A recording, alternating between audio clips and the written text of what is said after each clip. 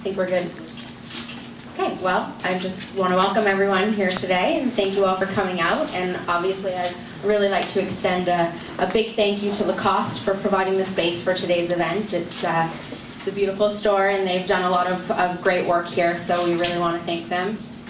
Just to run down the format for today, Milos is going to start with a brief opening statement and then we'll open it up for questions to the room. And at the end, if necessary, we can do a quick scrum just for the cameras up front. So, to get to the reason why we're here today, the man on my left has bulldozed his way up the ATP World Tour rankings in the first 3 months of the 2011 season. He started the year ranked 156, and he currently sits at number 34 in the world, which makes him the highest ranked Canadian male singles player of all time. He reached the 4th round of the Australian Open and then captured his first ATP World Tour title at San Jose and followed that up with a second consecutive final at Memphis the following week. His stats at this point are probably too numerous to calculate, but he does currently lead the ATP World Tour in aces served this season. And this is his first trip home to Canada since all of this has happened, and therefore the first time that he's been available in a setting like this.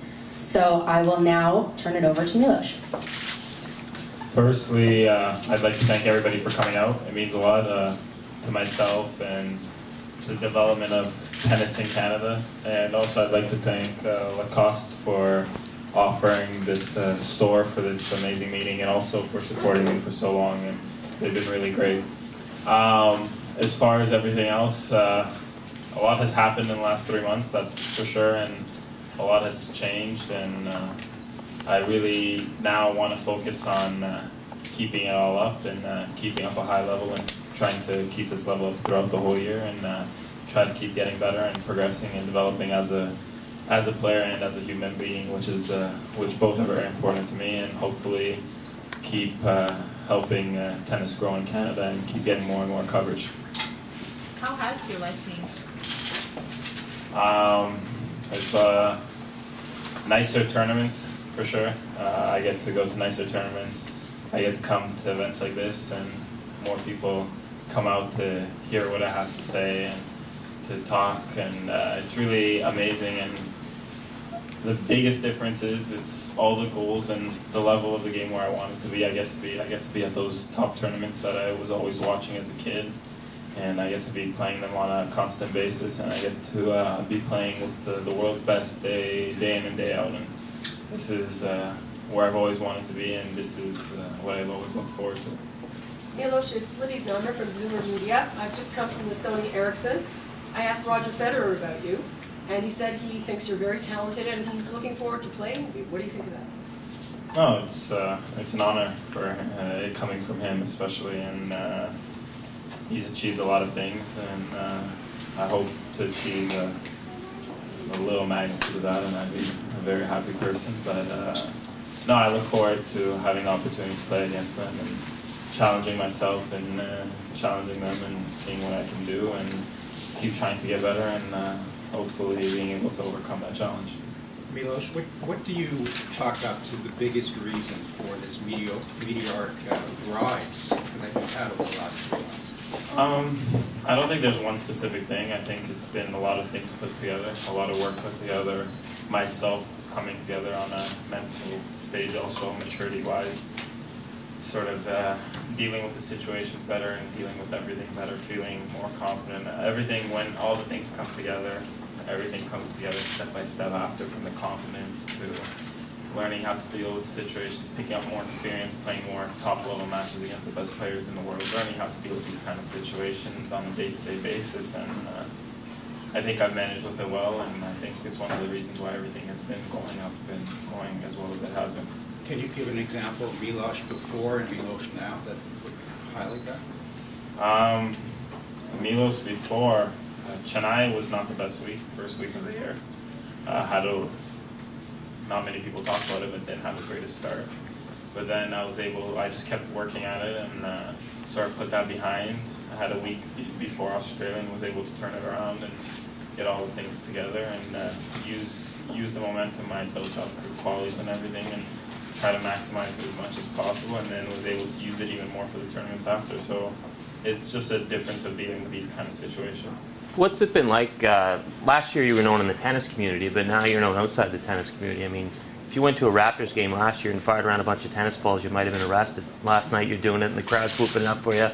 What's it like to kind of do the crossover thing into just, you know, regular Canadians know here? No, it's amazing, and it's a lot of fun for sure, and getting to do that kind of experience that I had last night was amazing, and sort of it's memories you build, and special memories, and especially fun. And when all these kind of things come, it's a good feeling, because it means you're doing some things right, and it means that for me I've been doing the right things on the court, and I've been playing well, and that's from where the attention has been coming from, and I hope to keep doing that, and I hope to keep getting even better and better, and who knows what will come down the road, but I enjoy getting to do all these things, like going to a Raptors game and everything, but as soon as I get ready, start training, it's all about the tennis, and you put these kind of things behind and you focus on getting better. So your career's kind of gone from 0 to 60. Now you have to go maybe from 60 to 65.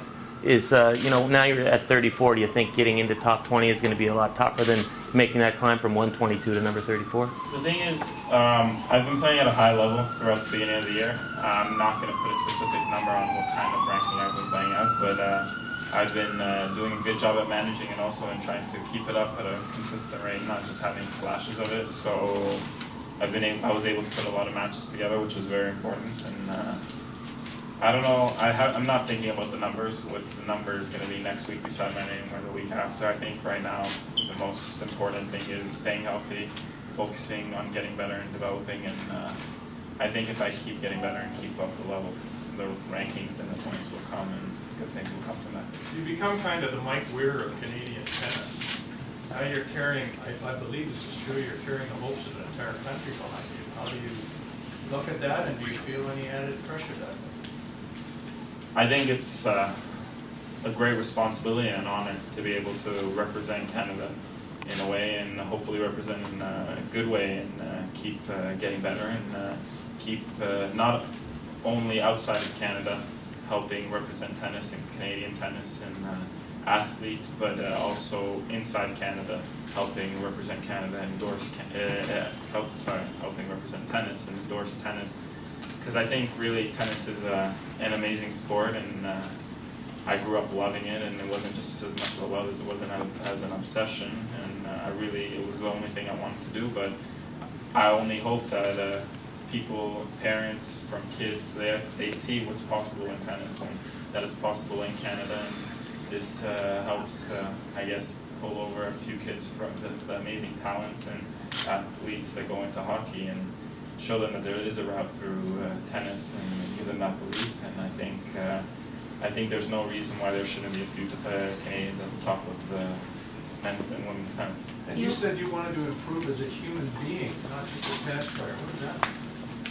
It means I just want to. I have all these experiences, and it's easy to get carried away with, and it's easy to get your ego too big and all these kind of things. And I just want to stay humble about everything.